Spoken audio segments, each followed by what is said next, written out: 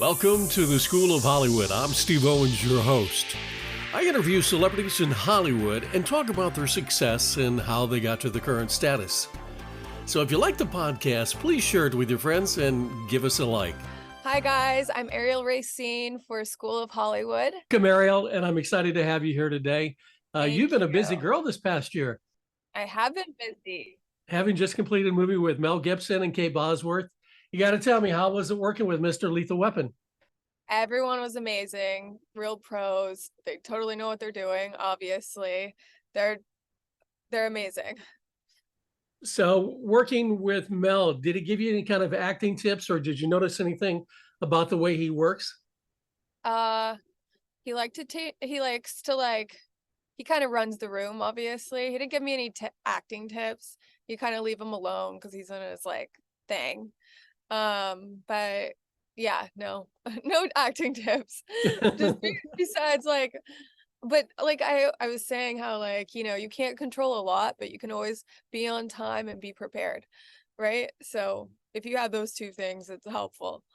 And the name of the film is called The Informant, or is it Confidential Informant? They changed it. It's Confidential Informant. Yeah. And when's that actually coming out, in theaters or on Netflix, or where is it coming? June 27th. Oh, cool. Is that going to in the theaters or on? Yeah, in the theaters, and then worldwide, and then it'll be on Netflix or whatever, one of those streaming platforms. So you got to play at Cannes Film Festival with a horror film. How was it walking the red carpet in Cannes? The red carpet was a lot. It was my first time doing it. A lot of photos, a lot of people not really knowing who you are and what move, but I was like, no, I'm getting my photo. But yeah, it was good. It was a little overwhelming. I had a huge gown on and dragged about 1,000 leaves on the way there, but it was good. Went barefoot most of it. Well, I heard the weather was pretty bad over there during the festival. It was supposed to be bad, but when I got there, life cleared up and it was all good. Oh, you brought the sunshine. I brought the sunshine, yeah. So you also recently worked with Pete Davidson on a project for Peacock. Tell me about that one. Yeah, that was a fun one. I was the cold open. I was a porn star that he picked out on the screen. Yeah, no, it was fun. It was a good time. It was short and sweet, but it was fun. The question is, would the Kardashians watch it? I don't know. That's what I was wondering. I was like, should I unfollow the Kardashians so I don't look like I'm, fangirly? And I did. I unfollowed them just for that. What initially inspired you to pursue a career in acting, and how did you get started? So I actually got my SAG card when I was 3. My mom was living in LA and she was a model. She was taking me on go-sees. My neighbor was this really big photographer. So I started working with LA models. Then I started doing commercials. Then my family split, so we went back to Kansas, and there wasn't much to do in Kansas, right? But I did theater and I loved performing every single night, and instead of writing papers, I would direct short films if I could, if the teacher let me. So I don't know, it was just always in me. I always say if there was anything else I could do in this life, I would do it, because this is you never know what's going to happen in this world. So you go to school to be a doctor, you're going to be a doctor, right? It's you can go to school and audition. You don't know what's going to happen. So, but there is nothing else in this world that I want to do. So I got the acting bug. Can you share a memorable experience from your early acting days that influenced you to really go, I want to be an actor? I just think it was I really loved the performance, and I loved getting into roles and being that person and embodying them. I guess it's someone you don't get to be. And I went to school for journalism too, and I think the idea of learning, I love journalism because the idea of learning something new, you get to learn a new subject on this thing and blah blah blah, and it's very similar to acting. When you get a part, you have to learn everything about this person and what they are and how they're different from you. So I just think I really enjoy that in particular. Is there a specific type of character or genre that you really find challenging or rewarding to portray? Well, I like doing stuff that's like completely opposite of me.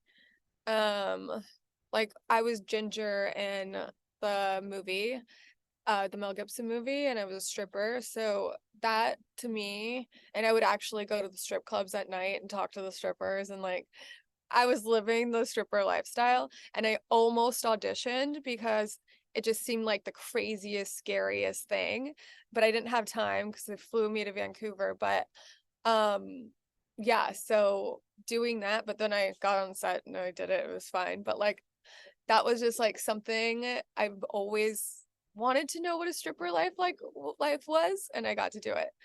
But like my main, like I really would love doing like Basic Instinct Sharon Stone vibes, like where I'm the murderer or the temptress or something like that. Can you share an instance where you're faced with a major acting challenge and you had to overcome it? Yeah, I like last year before everything hit for me, I don't know if I was just being a drama queen and I needed like some acting drama in my life, but I like told my family I quit during Christmas, and I was like, I don't know what I'm gonna do, but I'm done, and I would tell everyone. And then literally a month later, I was like, what am I doing? Like I can't. And I think it was just I was just hitting a hard spot. Like there was just nothing hitting at the time. And I was just like, I'm tired of this. Like it's just abuse at a certain point. But then everything started going for me, and I was supposed to be filming something else, but the strike happened. So hopefully everything clears up soon so we can all get back to work. Exactly. Having come from the Midwest in Kansas, where Dorothy is, or the Wizard Yes. of Oz, what advice do you have for people growing up in the Midwest on coming to Hollywood? Um find a mentor as fast as you can. Don't believe anything anyone tells you, because everyone's basically full of shit. And oh, I changed my phone number so everyone didn't think I was from Kansas, because I didn't want to seem like the young naive girl, you know? So changed it to a Beverly Hills phone number. I think to come to Hollywood, you just have to know that this is like what you're doing, and this is your like, and you can't stop once you do it. Like you just have to be in it for the long haul, because there's just no way of knowing that like anything's going to come in 2 years, 3 years. I've been at this forever. So if you really love it, you'll stay with it. How do you handle criticism or negativity feedback on any of your performances? I didn't understand why everyone changed their names, like stage names, and now I do. And it's too late for me to do that now, but like when they're getting criticized, it's that person getting criticized, not them themselves. So I totally get why people have stage names now. How do I handle criticism? I try to not look at it too much, and yeah, I just try not to look. How do you approach improvisation or ad-libbing during a scene? Well, I did theater, and so you have to be super present in that moment, because like if you forget something, you have to come up with whatever came up, or if the other person delivered the line differently and said something different. Um, I think it's just staying present, and like as long as you know the story, something will come out that makes sense. Perfect. So, what actors and directors in Hollywood would you like to work with? Mm, that's a good question. Sam Levinson, is that his name? The one that's doing, yeah, him. Uh, like the whole Euphoria cast, I fucking love so much.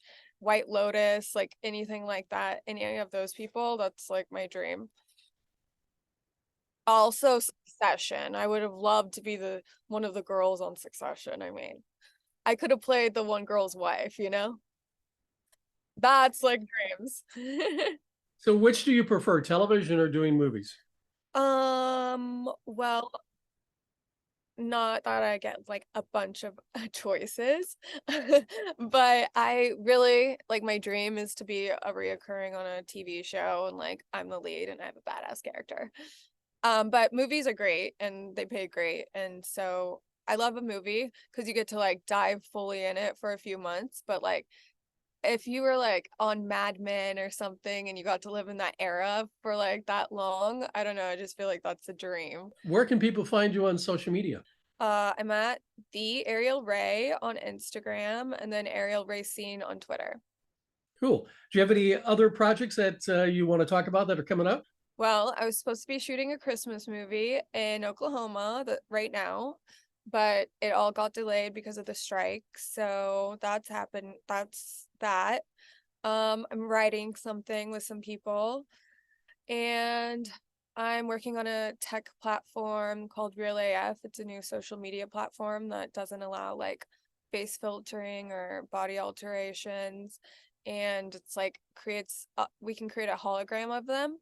And so it's like a social media platform where people are actually real, because I believe that in this day of age, no one looks like themselves sometimes, and we need a place where we can actually just be real. Like Instagram's great for making pretty photos and all that stuff, but I just think we need something that looks real. And like the people, like the kids that are coming up and they're seeing all these images of people being perfect, and we don't have any skin texture anymore. Like it's just, so that's what I'm working on the side. One final question for you. What are your favorite TV shows?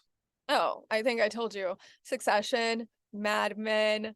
Oh, I just watched Drops of God. It's on Apple. It's amazing. I was shocked. I like couldn't stop watching it.